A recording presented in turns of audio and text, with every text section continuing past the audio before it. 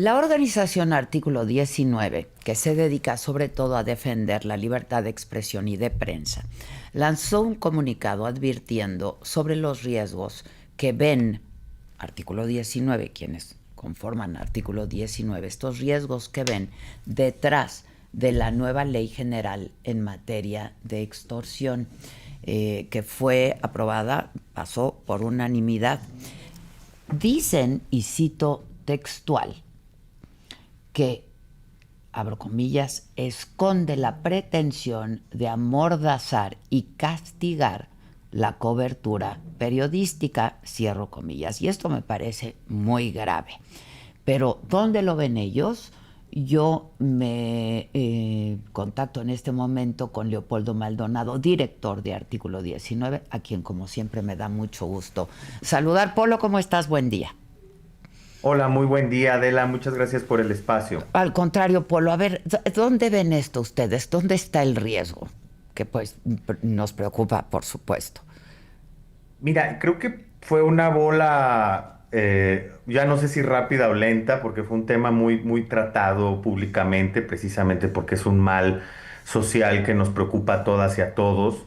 Sin lugar a dudas, la extorsión es algo que ha venido minando, pues no solo la integridad o el bienestar económico de familias y de empresas, sino también pues la integridad personal y por supuesto que necesita respuestas de Estado. El problema es cuando se utiliza una problemática y se te pretende establecer medidas para atenderla, que en principio son legítimas, pero en ellas se esconden fines ilegítimos. Y lo que vimos de un análisis, tengo que decirlo con todas sus letras, vimos el lunes la columna de Salvador García Soto en El Universal, que daba cuenta de ello. Nos dimos a la tarea de revisar el dictamen, nos dimos a la tarea de revisar la minuta que le regresó la Cámara de Senadores a la Cámara de Diputados para su aprobación final y establece temas muy complicados. Mira, de entrada la iniciativa venía muy mal porque establecía en el artículo 15 que el delito de extorsión implica dejar de hacer o tolerar algo, obteniendo un beneficio o un lucro para sí o para otro, causando a alguien un daño o perjuicio patrimonial, moral, físico, psicológico. ¿Por qué decimos que viene mal? Porque no viene el elemento de la violencia. ¿Y por qué es importante? Por lo que les voy a decir a continuación. A ver, En Polo. la fracción quinta del artículo 17 se menciona que se comete el delito de extorsión cuando se utilicen dispositivos, medios, servicios o plataformas a través de los cuales se puedan realizar la emisión, transmisión o recepción de signos, señales, escritos, imágenes, voz, datos, sonidos o información de cualquier naturaleza que se efectúa a través de hilos, radioelectricidad, medios ópticos, físicos, sistemas electromagnéticos o cualquier medio electrónico. Pero venía muy mal desde antes, Adela, porque decía a través de los medios de comunicación la propuesta original, que fue modificada por el Senado y regresada a la Cámara de Diputados. Ahora lo desglosaron en todas estas formas de comunicación.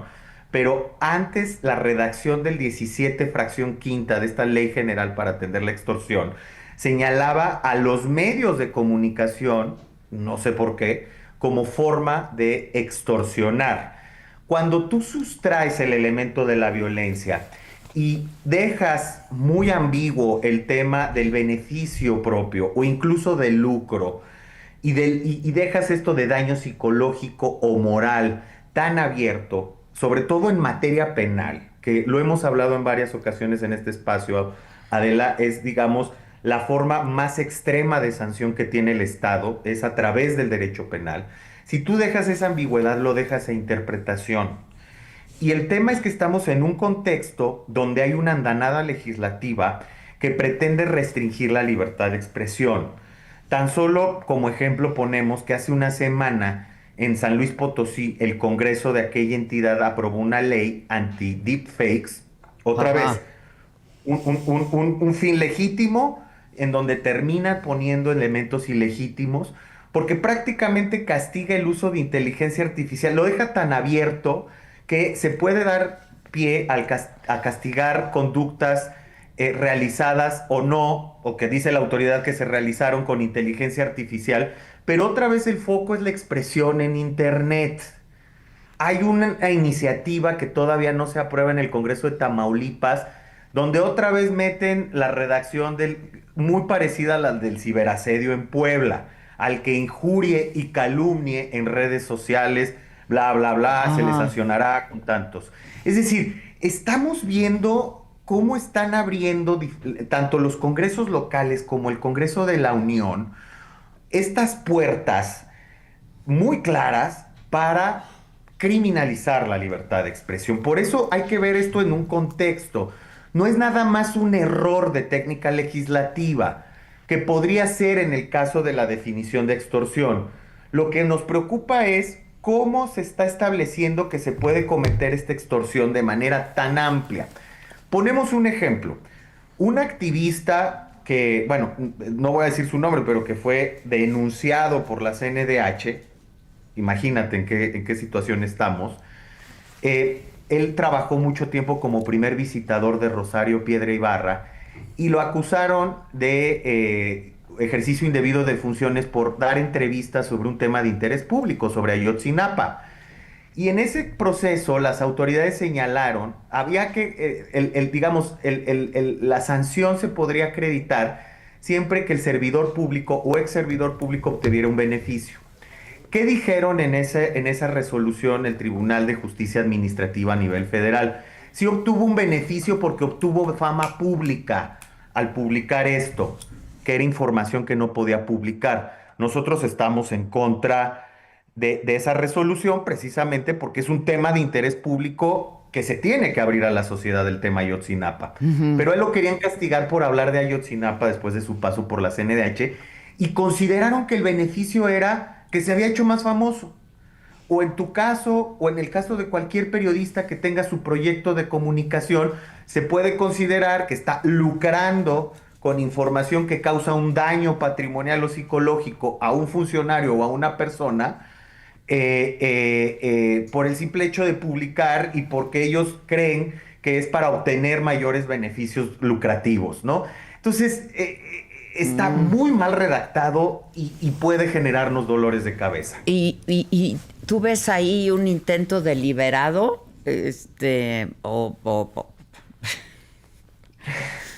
Es que la iniciativa venía, es que ya no sé si es peor, Adela, porque te lo juro, bueno, ahorita no sé, puedo mandar el dictamen inicial, decía expresamente medios de comunicación. ajá. Lo que hizo el Senado fue desglosar en esta serie de elementos, dispositivos, medios, servicios o plataformas. Creo que es peor porque lo amplía, ¿no? Ajá. O sea, porque ya cualquier persona que, digamos, te cause un perjuicio moral o físico que tengas que tolerar obteniendo un beneficio, cualquier cosa que eso signifique, va a cometer extorsión. Entonces, O sea, con si la yo fiesta, monetizo aquí en mi plataforma, no. así es. Tú monetizas hablando de, voy a poner un nombre, Adán Augusto. Y él va a decir, me está generando un daño ni siquiera patrimonial, moral. Ella está obteniendo un lucro, causándome ese daño, y yo estoy teniendo que tolerar esa expresión. Lo está haciendo a través de medios de comunicación y de plataformas, ojo, porque eso está expresamente previsto en la fracción quinta del artículo 17. Y evidentemente, pues bajo esa premisa, pues cabe todo en la extorsión. Sí, pero corrígeme, pero ¿dónde estaría la extorsión? No, estoy informando, digamos, ¿no? Externando un punto de vista, una opinión. ¿Dónde estaría la extorsión ahí? Pues el tema es que está tan mal redactado el artículo 15 que no excluye la libre expresión o los temas de interés público. Mira, el problema es de técnica legislativa, pero también, como decía, de un contexto en donde sí les vemos un ánimo muy poco receptivo a la crítica y muy proactivo a la hora de restringir vía legislativa, ya no digamos la cantidad de casos que nos están llegando prácticamente todos los días de denuncias y de demandas contra periodistas. Entonces, a mí me parece que es en este ánimo del oficialismo, no se están deteniendo a revisar a detalle Pero este la tipo de pasaron cosas. todos, Polo. Pues ese es el problema, que también qué oposición tenemos, ¿no? Que nadie se da cuenta de que está ahí mencionados medios de comunicación, plataformas, que la definición de extorsión es tan ambigua que cabe cualquier cosa y cualquier tipo de daño y excluye el elemento de la violencia, por ejemplo, Adela. Es decir, no basta el daño moral o psicológico, tiene que haber una forma de comisión, que es mediante la violencia o la coacción. Ujú, ujú. Está incompleto. Entonces, equiparar, yo sé que es una aberración equiparar la extorsión al trabajo Sí, periodístico, pues sí. pero ha pasado en varias amenazas legales con otros medios de comunicación, por ejemplo, acusando a whistleblowers o a alertadores, como les decimos, de sacar información de algunas empresas o de algunos políticos, acusan de extorsión a la persona y amedrentan al medio de acusarlo también de extorsión por prestarse al supuesto chantaje de esta persona. Y tiene que haber una transacción monetaria de por medio para que se No, dé ya la no, extorsión, porque el porque, daño, pero también puede porque haber otro tipo puede haber un chantaje, ¿no? un chantaje es que te digo, dice beneficio o lucro para sí. Sí, sí, Te sí. digo, el beneficio es, pues ya me hice más famoso porque hablé de tal político o más famosa, ¿no? Eso entra en el beneficio. Sí, sí, claro. Y en el lucro es plataformas y proyectos como el de ustedes que pues monetizan y de eso viven. Y entonces imagínate si a alguien no le gusta. Fíjate, nada más tendría que acreditarse que tuvo que tolerar que tú obtuvieras un beneficio y que le causaste un daño psicológico. ¿Cómo está eso? ¿Y dónde está la violencia? ¿Y dónde están todos estos elementos? O sea, es no voltear a ver la realidad de la extorsión Sí, sí, y claro. comenzar a tergiversarla políticamente. Este es el artículo que les preocupa, ¿verdad? A ustedes, artículo 19, el 15 y el 17, ¿no? Sí. Y así quedó, y así pasó. Así quedó, estamos viendo, falta revisar, porque se lo regresaron a la Cámara de Diputados. Ujú. El Senado le hizo modificaciones, lo regresa, te digo, venía originalmente en el artículo 17, en lugar de dispositivos, medios o servicios o plataformas, venía, se utilicen medios de Medios de comunicación. comunicación. Pues, ¿qué pasó ahí, pues? O sea, ¿por qué? A ver, el elefante en la sala, Adela. Sí, el elefante en la sala. Hay que decirlo. Como la ley de amparo llevaba dedicatoria, pues muy probablemente también quieran dedicarle esto a Salinas Pliego. Y no lo estamos defendiendo, ni lo estamos, Sí, no, ¿no? O no, sea, no, no. pero pues bueno, ya hay amagos, ¿no? O sea, por poner un ejemplo de un personaje público que está haciendo mucho ruido para el oficialismo. Pero el problema es que esto en cascada puede A todos los afectar demás, ¿no? a todos los demás, porque no se meten con el más fuerte, siempre se terminan metiendo con el que tiene menos recursos, quien tiene menos posibilidades de defenderse. Eso es lo que termina pasando con la ley, con esto que hemos llamado el autoritarismo legal. El cúmulo de casos, sí hay casos de periodistas y de empresas muy reconocidas públicamente o con una amplia proyección pública en términos de demandas o de procesos legales abiertos contra ellos, pero el grueso de los casos son periodistas hiperlocales, Sí, que con claro, mucho claro. trabajo están monetizando, obteniendo información, con mucho riesgo también en este fuego cruzado entre autoridades y crimen organizado en algunas regiones. Es decir, es un tema que hay que revisar con lupa, ¿eh? Y repito, no es la primera vez que meten por la puerta de atrás un tema que simple y sencillamente tiene que ver con medios. Sí, sí. Oye, ¿y cómo ven en artículo 19, ya que estamos hablando de esto, mi querido Polo, este primer año de gobierno de la presidenta Sheinbaum en términos de libertad de expresión o de censura, o como lo llamamos, y compáramelo con la administración anterior? A ver, pues mira, hay un balance difícil en este caso porque efectivamente ha bajado mucho la beligerancia. Bueno, hasta hace un mes había bajado mucho la beligerancia desde la tribuna presidencial en contra de periodistas. Sí, sí. No así del resto de los actores políticos, particularmente del oficialismo a nivel federal, a nivel estatal y a nivel municipal. Es decir, nosotros lo que encontramos es que con la llegada de López Obrador al poder en 2018 se instaló una forma de comunicación política que ya permeó, digamos, a toda la estructura gubernamental y a todos los niveles de gobierno. Es más, incluso gobiernos de oposición, ¿no? Ujú, ujú. Es el estigma, la descalificación constante, el no refutar los hechos con hechos, sino refutar los hechos con estigma y en lo que llaman el aniquilamiento moral del periodista y de su credibilidad, que es el capital, que es la materia prima de su trabajo, ¿no? Eso ya se quedó. La presidenta va y viene, pero con mucho menos recurrencia e intensidad que su antecesor.